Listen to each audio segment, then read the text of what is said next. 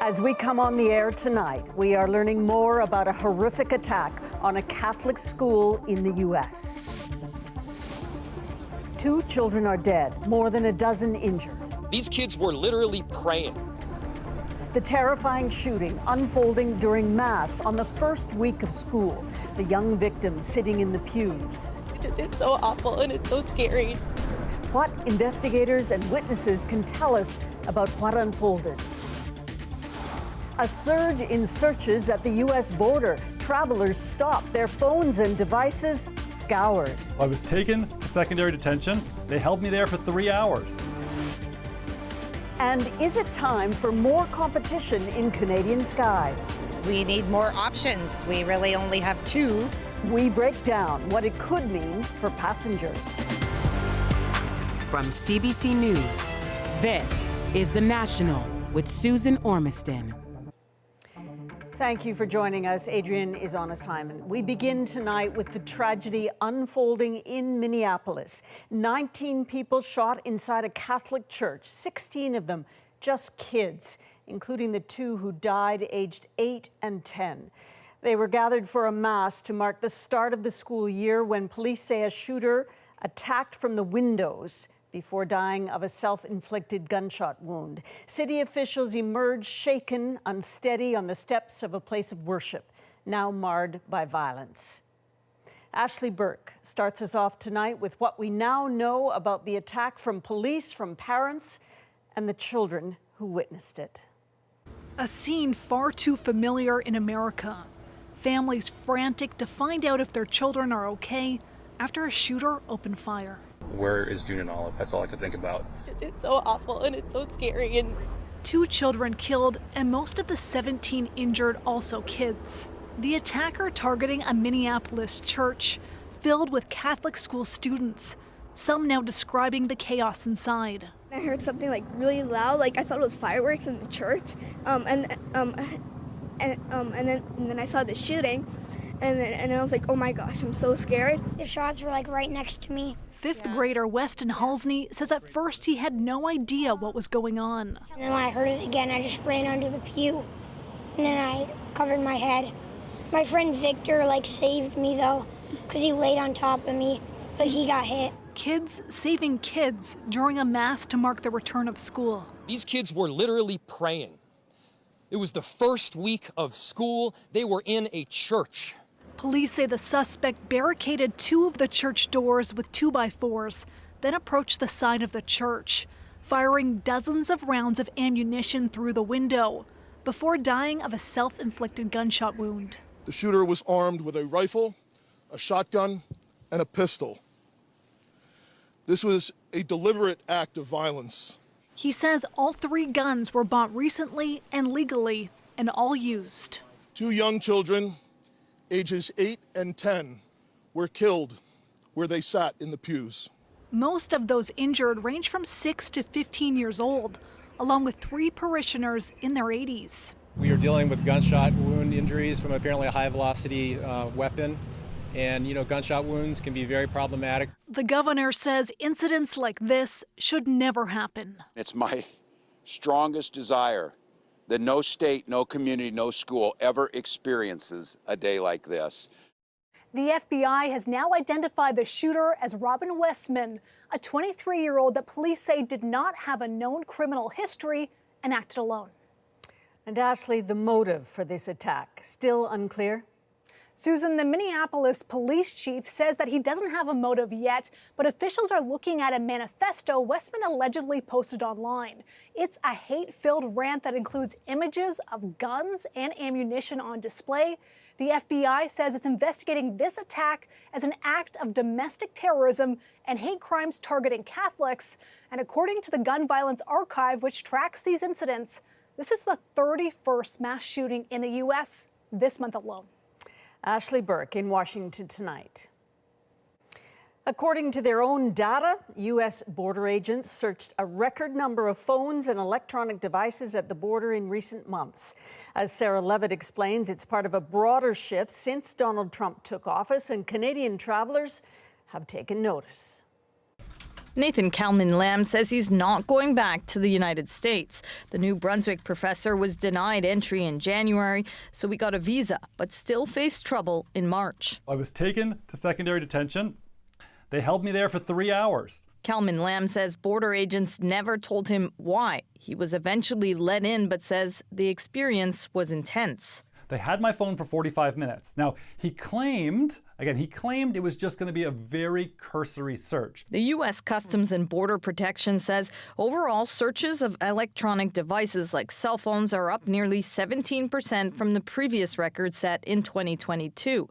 Between April and June, almost 15,000 devices were searched. I just became really upset. Going to visit her fiancé in Maine, New Brunswicker Angela Degel not only had her bags and phone searched. They had detained me in handcuffs, had me handcuffed down to a bench, and I was just really trying to ask them what was happening. U.S. authorities say they search phones for a wide range of material, from child pornography to terrorism to evidence of smuggling.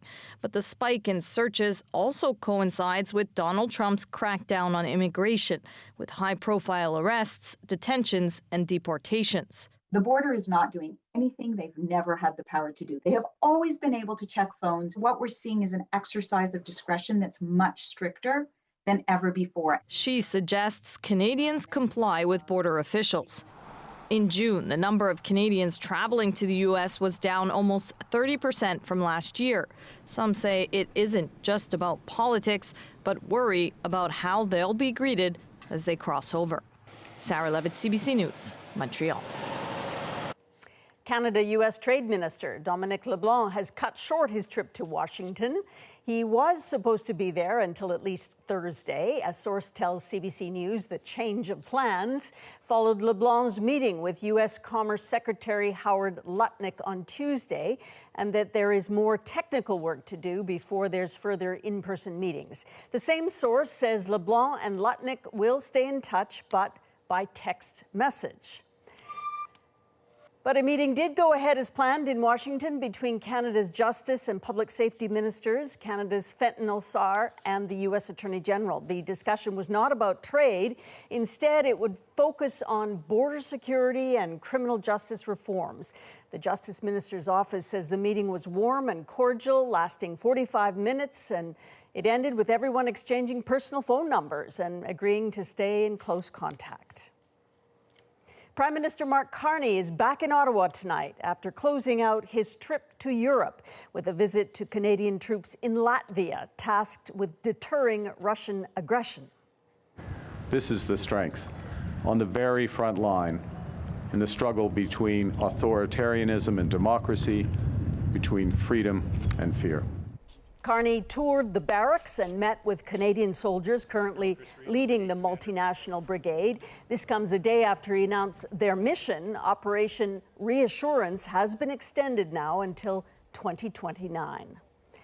Denmark has summoned the top U.S. diplomat in that country after reports that several American citizens with ties to the Trump administration have been conducting covert influence operations in Greenland, the same Danish-controlled territory Trump has mused about taking over. Chris Brown explains. Denmark is accusing the United States, one of its closest allies, of acting more like an adversary by conducting covert operations in Greenland. This is inherently completely unacceptable, said Danish Foreign Minister Lars Løkke Rasmussen. Influence campaigns are a violation of international law. We have to have Greenland. Donald Trump has talked a lot about acquiring Greenland, even refusing to rule out taking it by force. As you've heard, we have some interest in Greenland. Vice President J.D. Vance dropped by for what was billed as a private visit in March to emphasize the already formidable U.S. military presence there. The Danish public broadcaster is citing sources that suggest people with ties to the Trump administration have been trying to stoke divisions by promoting Trump's plans to take over Greenland, prompting the Danish Foreign Ministry to reprimand the top U.S. diplomat. It's no secret. Greenland author Naya Linge says the U.S. efforts have put people there on edge. Sort of the feeling that You know, when the Stasis were working in East Germany, everyone was like looking over the shoulder. And it's that kind of feeling that worries me so much because the population is so small. The covert recruitment of potential sympathizers is well known to the Danes. As a member of NATO, they watched Russia follow a similar strategy a decade ago in Ukraine. First, Russia recruited local Ukrainian supporters and then moved their forces out of nearby military bases to take over nearby territories. Europeans are clearly concerned about Trump's persistence. Greenland is not to be sold, not to be taken. In a recent election, most Greenlanders voted for parties that favored severing links with Denmark, but few expressed much interest in having Donald Trump rule them instead. Chris Brown, CBC News, London. There are renewed calls tonight for more action in a southwestern Ontario community dealing with a deadly Legionnaires outbreak. But as Jennifer LaGrassa shows, health officials warn the situation could still get worse. At this meat processing plant in London, Ontario, an air conditioning unit is now believed to be linked to 2 deadly Legionnaires outbreaks. We are expecting to see more cases come in over the next 2 weeks. Already, 4 people have died, nearly 90 sent to hospital. This outbreak, one of 2 to strike the city in about 15 months. We fully recognize the impact that this outbreak has had on the community. Legionnaires is a severe type of pneumonia. It's not transmitted from person to person. The bacteria can then grow to high levels, and if they then become dispersed in water droplets and people breathe those in, then they become sick. It was a horrible year. Last year, Belinda Given says she was diagnosed with Legionnaires. It was horrifying. It shouldn't have happened. She was put on a ventilator and placed in a medically induced coma. A few doctors didn't think I was going to make it, so I surprised them. Given was in hospital for weeks before going home. Experts say outbreaks are often linked to cooling towers, part of the HVAC system of industrial buildings and skyrises. If a system is not well maintained, the infections can be actually several kilometers away from the source. In a statement, Sofina Foods Inc., the company behind the outbreak, said the finding was unexpected, adding it is concerned with this new information and that they are continuing to investigate this fully. Ontario's Ministry of Health didn't say whether the company would face any consequences. In terms of cooling tower practices, there are calls for the province to do more. If there was some better protocols in place and more legislation, definitely I think the risk would be a lot lower for the population. Even though a source was identified, some residents are still on edge. It's kind of scary, isn't it, when you think about it? Now I'm a little anxious, to tell you the honest truth. They want to see more done to keep them safe. Jennifer LaGrassa, CBC News, Windsor, Ontario. The director of the Centers for Disease Control says she will not resign, despite the fact the U.S. Department of Health and Human Services says she is no longer the head of that agency. Susan Monarez was on the job for less than a month. Her lawyer says she's being targeted for, quote, protecting the public over serving a political agenda. Her departure coincides with the resignations of at least 3 other top CDC officials. Air Canada's flight attendants are now voting on their new contract. Their union reached a tentative agreement with the airline last week following a 3-day strike that grounded planes and impacted hundreds of thousands of travelers. The contract includes a wage increase and compensation for previously unpaid work while planes are idle. The voting ends on September 6th. Canada's solar industry is surging, but as more Canadians consider buying into renewable energy, there's a warning. Complaints of high-pressure sales and unfair pricing are also on the rise. Erin Collins now on how people shopping for solar panels can avoid getting burned. This house a little shinier these days. Well, this is the meter they had changed. Jay Hector looking to the sun to trim his power bills. This is the inverter. This system installed after a solar salesperson knocked on Hector's door. The price tag nearly $50,000 for a small 13-panel, 5-kilowatt system. I feel betrayed. But he says it's a price he's since discovered wasn't right. I'm now learning that people are getting arrays larger than mine for half the price. Hector admits he didn't do much research before signing. But as more Canadians install solar panels, the industry says complaints from consumers are on the rise. We're seeing things like false advertising, high-pressure sales tactics at the doorstep. These are the kinds of things that we try to protect against with our members. A trend that concerns Alberta's government. I do know that we have had some complaints. I can tell you that there was a director's order was issued in September of last year against a door-to-door solar company. That company, Northern Power, ordered, among other things, not to mislead or deceive a consumer. Weeks after that order was issued, Northern Power sold Jay Hector his panels.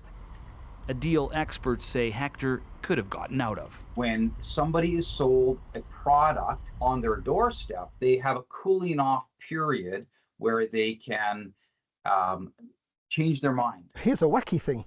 I do believe in solar. Too late now for Hector, who has some advice for anyone else thinking of going solar. Shop around. Definitely shop around.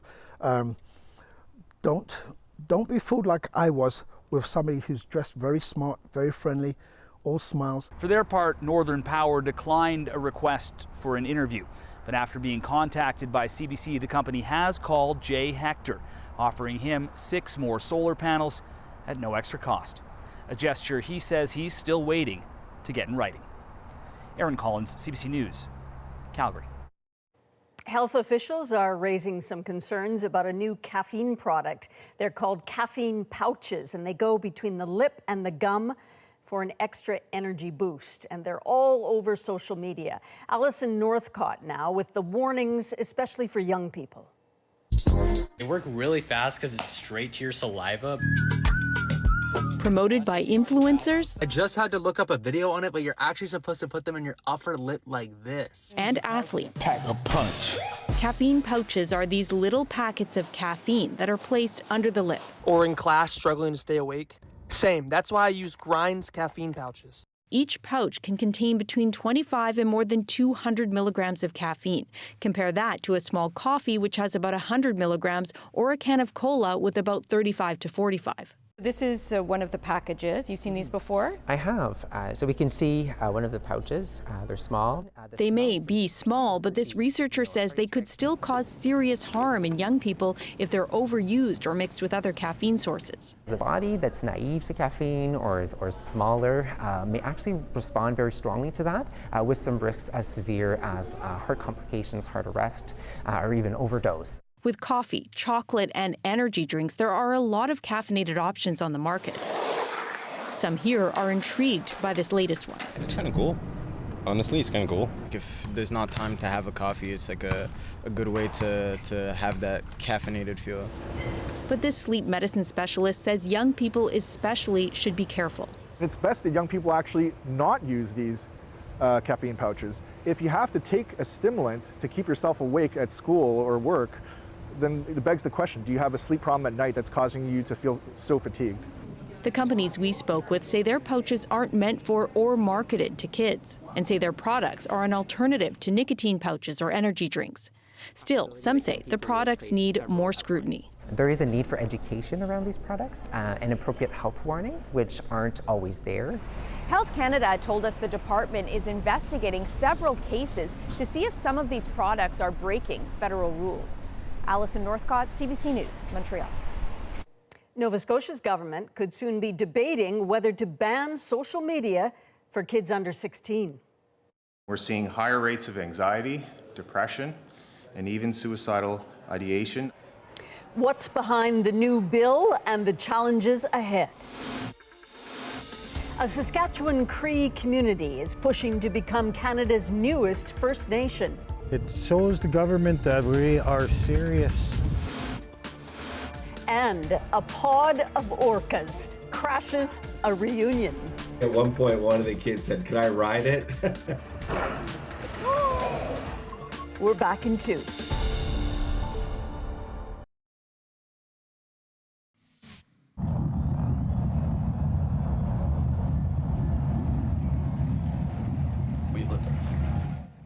That is the sound of a much-needed success for Elon Musk's SpaceX.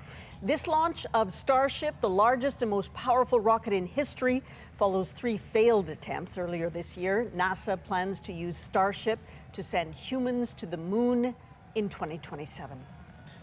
In Nova Scotia, the provincial Liberals plan to introduce legislation that would ban kids under 16 from using social media. As Deanna Sumanak-Johnson shows us, it's a topic that already has many parents talking and taking action. Nova Scotia's Liberals say there are good reasons to legislate limits on social media use by kids. We're seeing higher rates of anxiety, depression, and even suicidal ideation among kids who spend too much time on these platforms. This legislation would set a minimum age of 16 to access social media accounts in Nova Scotia. In the last provincial election, the Liberals were reduced to just 2 seats, so they would need the support of the governing PCs to pass the bill. Still, the move is significant, says this tech expert. And it is politically savvy for a party that isn't in power to at least raise it right as everyone is going back to school to make sure that it's front and center on the public agenda. In December of last year, Australia became the first country to approve a social media ban for people under 16. The ban kicks in later this year, but implementation has been difficult. You're talking about the government now needing to have a process to collect huge amounts of identification information, thus presenting other issues and risks, for example, around cybersecurity and privacy. Still, some Canadians believe political support is key in a battle many parents are fighting privately.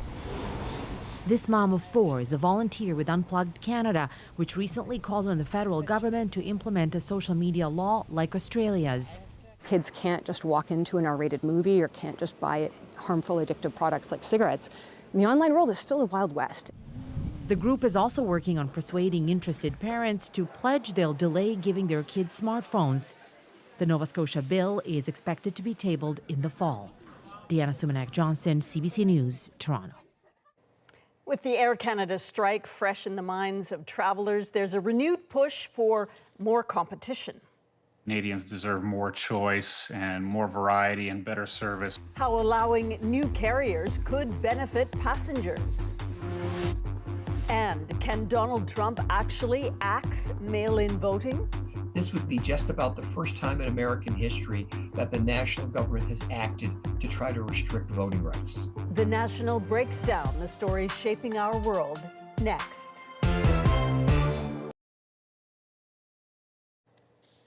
A Cree community in Saskatchewan is pushing for independence. It wants to break away from the First Nation it was forced to merge with more than a century ago.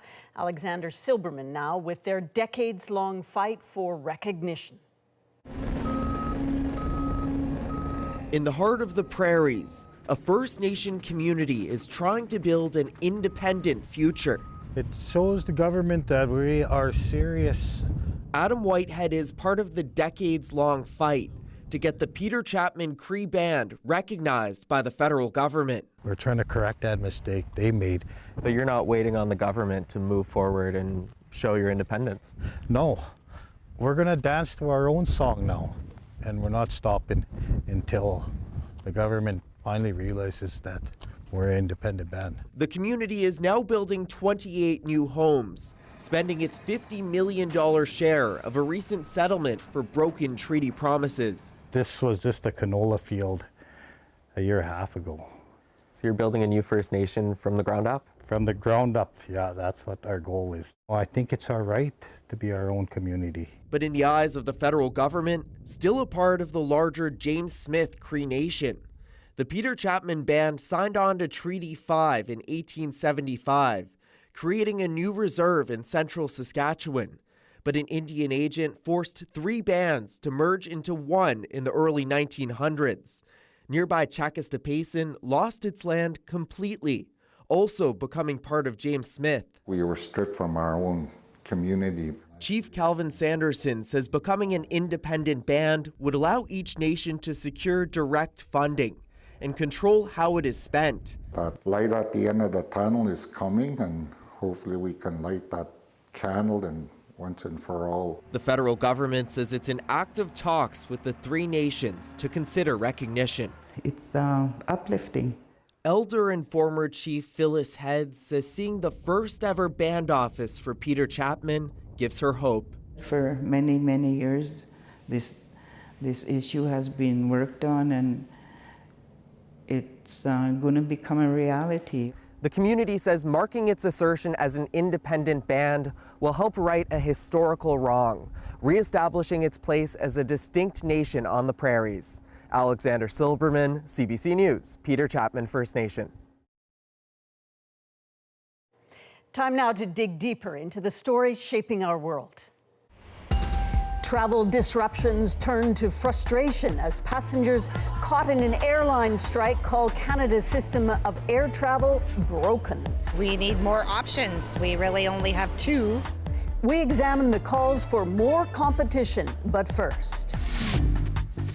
You can never have a real democracy with mail-in ballots. A U.S. president dead set on banning mail-in ballots, claiming they're responsible for widespread voter fraud. Andrew Chang, host of About That, explores what might really be behind Trump's contempt for voting by mail and what he can actually do about it. Donald Trump hates mail-in ballots. He wants to get rid of them because they're responsible for massive voter fraud. The whole thing's a scam, one big hoax. Mail-in ballots are corrupt.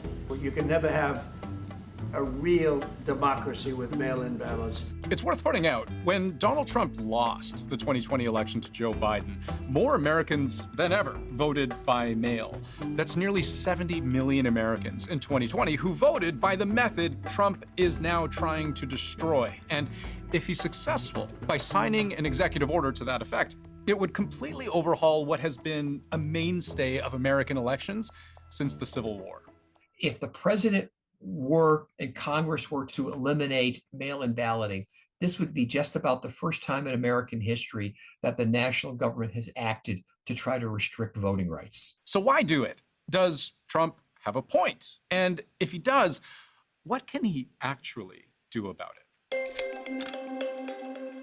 We, as a Republican Party, are going to do everything possible that we get rid of mail-in ballots. Part of Trump's argument that mail-in voting is bad is that no other country does it. You know that we're the only country in the world, I believe, I may be wrong, but just about the only country in the world that uses it because of what's happened, massive fraud all over the place. So I find it hard to believe Trump only suspects he might be wrong about this, because he is very wrong about this. Well, there are many other countries, of course, that use mail-in voting, Canada being one of them. I mean, thousands, tens of thousands of people in our country used mail-in voting last time to cast a ballot in the federal election campaign. And it's not just Canada. More than 30 countries around the world allow at least some voting by mail. Trump is right that most don't, but many of Europe's biggest democracies do, and have for decades. The UK, France, Germany, Spain, Austria, Switzerland, Greece. And by all accounts, these are all successful democracies without compromised elections and widespread voter fraud. So where's the scam? It's infinitesimally small.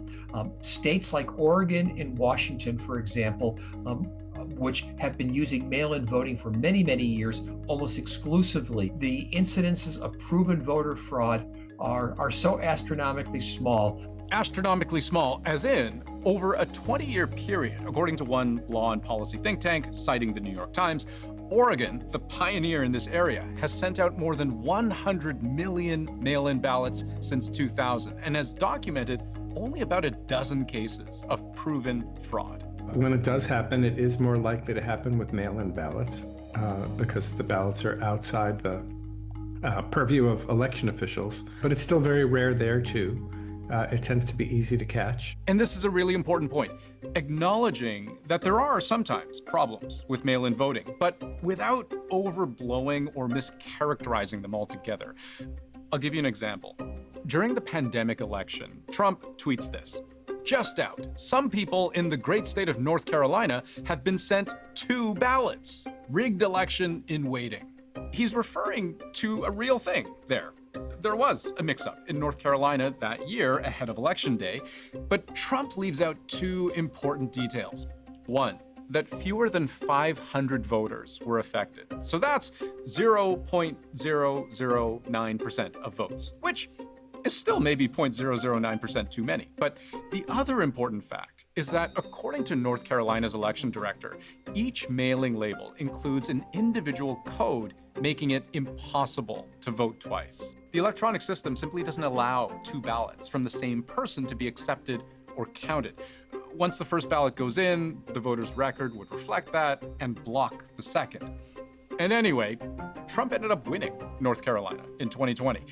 But what we all got instead from Trump ahead of the result, rigged election in waiting. One report that looked at the 2020 election in particular dug into some of the details in the 6 battleground states and found about 475 cases of fraud out of tens of millions of votes that were cast in that election. So there is absolutely incidents of fraud. It is something that happens, but it's not something that is very common at all. So look, there's no sense in me going through every single instance of Trump casting unsubstantiated aspersions on mail-in voting. Now, mail ballots, they cheat, okay? People cheat. Mail ballots are a very dangerous thing for this country because they're cheaters. Because much of the time he launches an attack on voting by mail, it's without evidence. So I don't know what to do with it. But when the FBI director was asked, my question is very direct. Is voting by mail secure? His answer was ultimately about as direct. We have not seen historically any kind of coordinated national voter fraud effort in a major election, whether it's by mail or otherwise. When what Trump says doesn't align with evidence or fact, it's hard to know whether he's mistaken or lying, or he knows something the rest of us don't. Like, where is he getting his information from? Well, here's what he recently told Fox News. You know, Vladimir Putin said something, one of the most interesting things. He said, your election was rigged because you have mail-in voting. He said mail-in voting every election. He said no country has mail-in voting. It's impossible to have mail-in voting and have honest elections. Now, I have no way of knowing whether Putin actually said this or why Trump takes election advice from the authoritarian leader of a country which every impartial international observer says hasn't had a free, open, or fair election in decades.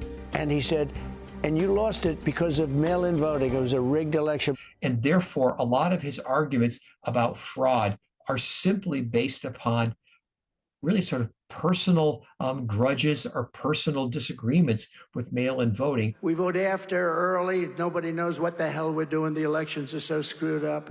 We have to get back in and we have to change it all. We want to go to paper ballots. We want to go to same-day voting. We want to go to citizenship papers. And we want to go to voter ID. It's very simple. We want to get rid of mail-in voting.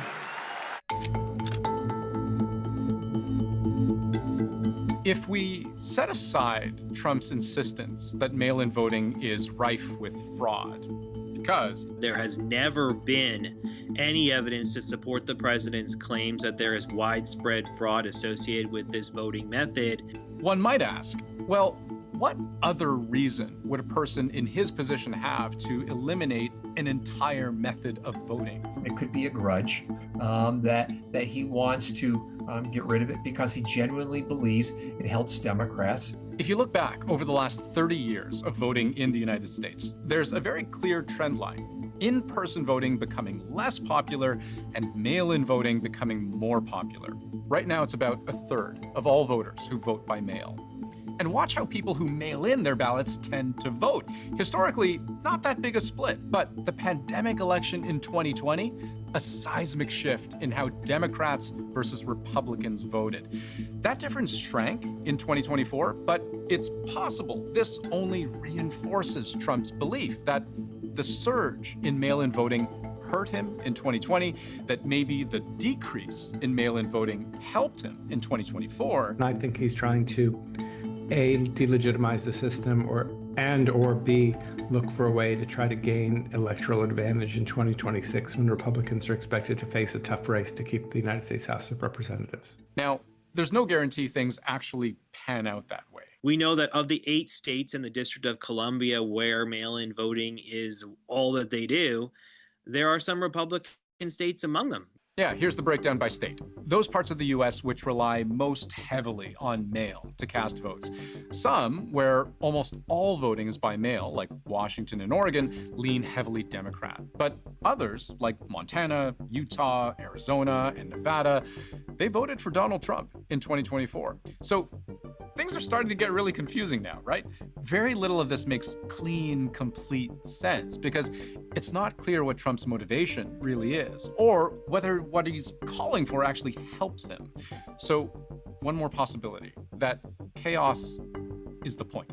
One of the things that Trump is very good at is controlling the media agenda and controlling the message. So all of this could be just disinformation or ways of trying to get the public to pay attention to something else and not pay attention to perhaps more pressing issues. The thing I try to keep in mind when considering the great many things Trump says is that there's rarely just one dimension to any of it. He may or may not believe the US is the only country to allow people to vote by mail. He may or may not believe it was his downfall in 2020, and who knows why exactly he wants to see mail-in ballots disappear.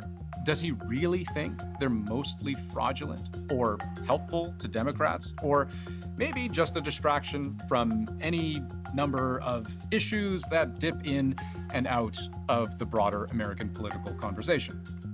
But let me just finish with this, that the legal experts we spoke to say Trump is pushing very hard against a line that the Constitution itself forbids any president from crossing. Donald Trump has no power to eliminate mail-in ballots. He doesn't get to issue a royal edict. He's not the king of America. Congress has the power to alter state rules when it comes to congressional elections. That's in Article 1, Section 4 of the U.S. Constitution, but nothing is given to the U.S. president to do anything in relation to running elections. Yes, running elections has always been the business of states.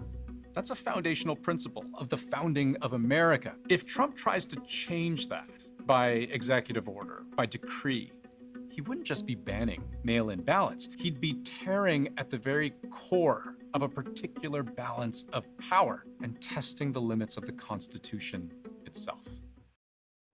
In Canada, interest in mail-in ballots jumped during the pandemic and has remained high. In this spring's federal election, preliminary figures show that 1.2 million people sent back their voting kits to Elections Canada. Does Canada's airline industry need more competition? Any company from the US or from Europe that can come in and offer a budget-friendly option, they would find a market. How foreign airlines could impact prices and service.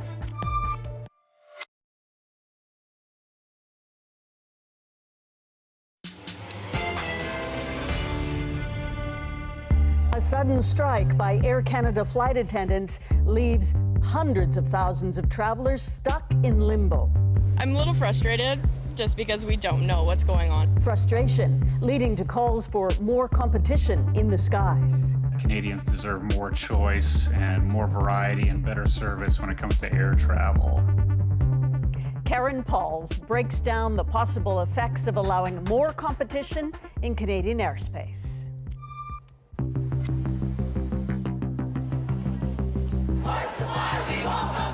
We haven't slept, we've been calling, we're tired. When 10,000 Air Canada flight attendants walked off the job. Extensive coverage here on CBC News Network of the Air Canada strike. Passengers were left in the lurch, all over the country and the world. I'm starting a new job and I'd love to be home and take care of our house and our animals. An estimated 3,000 flights were canceled. 130,000 passengers affected every single day. So, would that mess have been any better if the Canadian airline industry had more competition, more options to keep things running smoothly? Angry passengers caught in the strike chaos sure thought so. Air travel within Canada to me is far too expensive, and I think it has everything to do with the fact that we don't have a variety of airlines. We need more options. We really only have 2 any company from the US or from Europe that can come in and offer a budget-friendly option, they would find a market. Anthony DeRoche of the Competition Bureau of Canada says they're right. The recent strike was not a competition event necessarily, but it drew a lot of attention to the important role that competition plays in the economy. Air Canada and WestJet account for up to 3/4 of all domestic passenger traffic. Smaller airlines have muscled in, but many others have not survived. So, how to get more airlines in? The Competition Bureau published a report back in June recommending in part that the federal government reduce foreign ownership requirements and allow U.S. airlines to pick up and drop off passengers on Canadian domestic flights. The impact of just having one new carrier on a given route between two cities, on average it leads to a 9% reduction in price. At a House of Commons Standing Committee on Transport, Infrastructure and Communities, passenger advocate Gabor Lukács made that same argument. I recommend granting to selected trustworthy foreign airlines the right to operate flights within Canada. It's absolutely true that Canadians deserve more choice and more variety and better service when it comes to air travel. The head of the Canadian Anti-Monopoly Project says allowing foreign companies in could improve fares on some major routes, but possibly at the expense of those critical connections between smaller Canadian communities. If you give more room for foreign investment, that does open up channels of capital for existing or new airlines to come in and compete. But again, this idea that these foreign companies, if not for these regulatory restrictions, would suddenly love flying Saskatoon to Calgary, I think is unfortunately a bit of wishful thinking. We need to look at our own domestic market, how we fund air traffic controllers, how we fund airports, and how we charge airlines for that infrastructure, and think about how that system could be re-engineered to instead support a greater variety of players that actually can make a business out of serving more regional routes. This analyst says giving foreign carriers more access could also have a significant impact on passenger service, even salaries for employees. So, for example, Air Canada, British Airways, comparable airlines, former flag carriers. What happened in British Airways, in order to respond to low fares airlines, it started introducing a second tier, two-tier workforce, paid around 60%, 66%. When you increase competition, this isn't going to resolve all problems, and it will come with a host of other issues. The Competition Bureau has made recommendations to increase competition for domestic and foreign carriers, and it hopes Ottawa will carry through. Susan? You know, Karen, Canada is in the middle of trade negotiations, of course, with the U.S. Could this be maybe a carrot, this idea of open skies? You know, we've heard that may be one of the things on the table, but interestingly, one U.S. airline advocacy group we heard from said between the high fees, the taxes, the regulatory requirements, it's really not commercially or politically feasible for foreign carriers to enter the Canadian marketplace. All right, Karen, thanks for this. Karen Pauls at the Winnipeg International Airport. Coming up, a pod of orcas puts on a show in the wild. Doing lots of tricks and something like you might have a front row seat at SeaWorld. The view from the front row in our moment.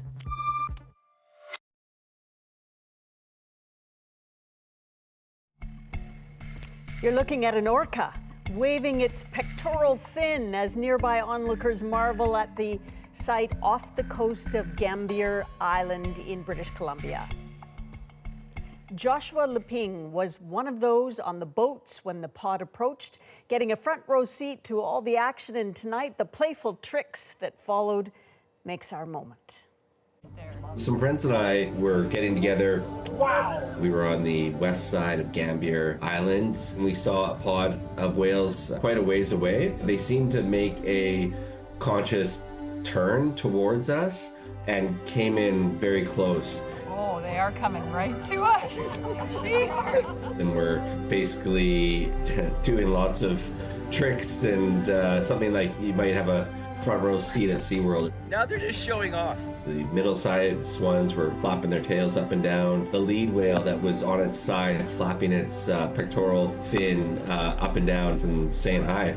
Wow! He's saying hi. We just couldn't believe it. At one point, one of the kids said, "Can I ride it?" Can I hop on that? It just sort of reminded me of like a human family. It really keyed in on just how smart these mammals are and what an amazing species they are.